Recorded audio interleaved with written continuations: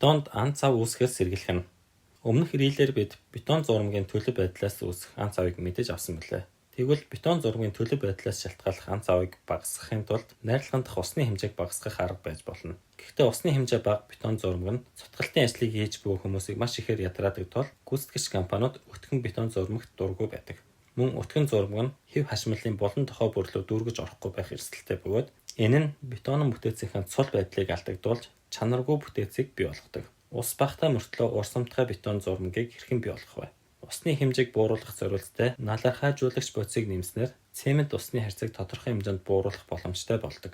Энгийнээр тайлбарлавал энэхүү бодис нь цементний бөгнөрсөн ширхгүүдийг салгаж сэрвжүүлэх үүрэг гүйцэтгэдэг бөгөөд бетон зурмаг доторх элс болон харганы жиг тархалтыг ч гэсэн дэмжиж өгдөг. Бетон зурмагийн илүүдэл ус гацснаас үүсэх ан цавыг багасгахын тулд та захиалж буй бетон зурмагийнхаа найрлагыг сайтар нэгтлээрэй.